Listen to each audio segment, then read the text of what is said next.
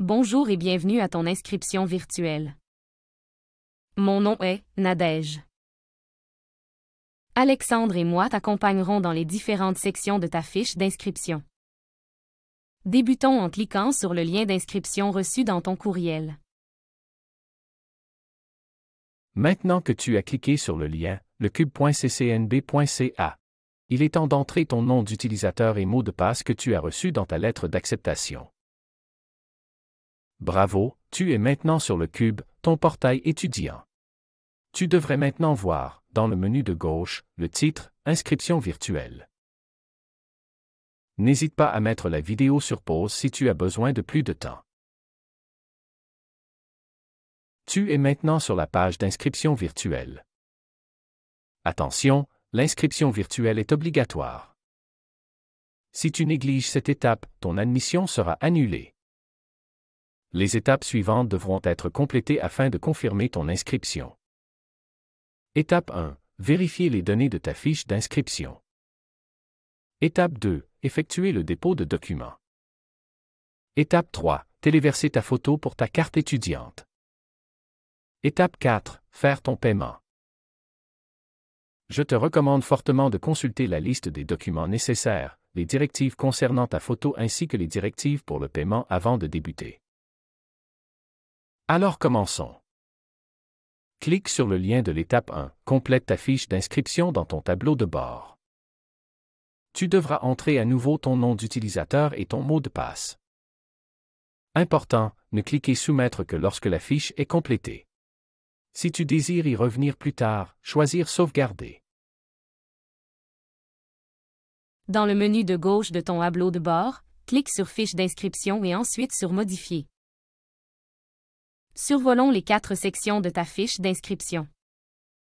La partie A te permettra de vérifier tes informations personnelles.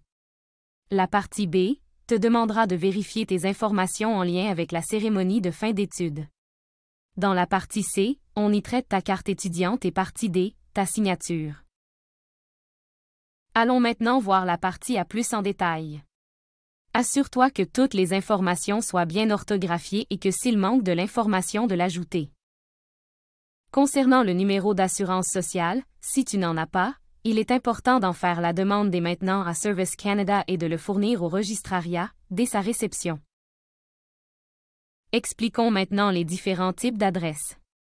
Vous noterez 3 types d'adresses. Adresse domicile est l'adresse où tu habites avant tes études. L'adresse postale est l'adresse où tu souhaites recevoir ton courrier. Remplis seulement l'adresse postale si elle est différente que l'adresse à domicile. L'adresse campus, quant à elle, est l'adresse où tu habiteras pendant tes études. Si ton adresse postale ou campus est la même que ton adresse domicile, cochez, même que l'adresse permanente ou même que l'adresse postale. Attention, n'oublie pas d'indiquer ton numéro d'appartement si tu habites dans un logement à plusieurs unités. Nous sommes maintenant prêts pour la partie B. La partie B concerne la cérémonie de fin d'études. Il faut porter attention à ton nom puisque c'est de cette façon qu'il apparaîtra sur ton certificat ou diplôme. Pendant la cérémonie, nous annoncerons ton lieu de résidence ou d'origine. Indique la ville, la province et le pays. Exemple, Douala-Cameroun ou Sainte-Cécile, Nouveau-Brunswick, Canada. La partie C, carte étudiante, te laisse la possibilité de télécharger une carte étudiante virtuelle sur ton téléphone mobile. Si désiré, choisir l'option virtuelle. Tu seras avisé lorsque la carte virtuelle sera prête. Finalement, la partie D, signature. En cochant la case de cette section de ta fiche, tu t'engages à respecter les exigences de la formation et les règlements du campus à même titre qu'une signature papier. Tu es rendu à l'étape de soumission de ton inscription. Avant de la soumettre, vérifie une dernière fois que tous les champs identifiés d'un astérix sont remplis. Tu peux maintenant cliquer sur le bouton « Soumettre mon inscription ». Afin de vérifier que ta fiche est bien partie, retourne à ton tableau de bord en cliquant à la gauche de ton écran. Tu verras maintenant un crochet de couleur sur le carré de la fiche d'inscription.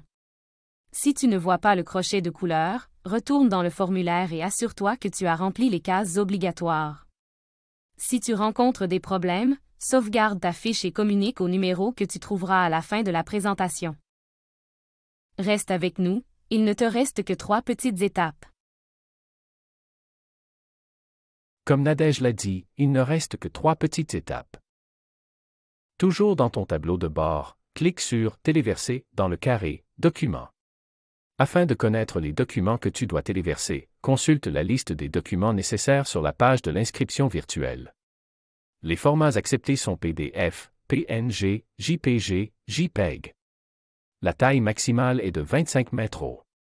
Sur ton écran, tu verras « Cliquez ici pour sélectionner des fichiers ». Choisis le document désiré, ensuite le type de document. Exemple, passeport. Pour téléverser un document additionnel, retournez au tableau de bord et répétez les étapes précédentes. C'est maintenant l'heure de la photo. Encore dans ton tableau de bord, tu verras un carré « Photo ». Clique sur « Instructions » et suis les étapes mentionnées. Tu devras te connecter à ton compte Microsoft avec ton nom d'utilisateur du CCNB. Tu ne te retrouves plus. Tu peux retourner sur la page de l'inscription virtuelle en visitant lecube.ccnb.ca et cliquer sur Inscription virtuelle dans le menu de gauche. Dernière étape maintenant, le paiement. Sur la page de l'inscription virtuelle, clique sur Frais de scolarité à l'étape 4.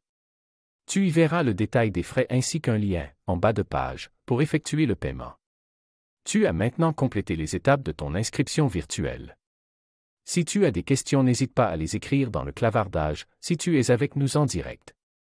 Sinon, rejoins l'un des numéros à l'écran. Au plaisir de t'accueillir au CCNB dès le 5 septembre.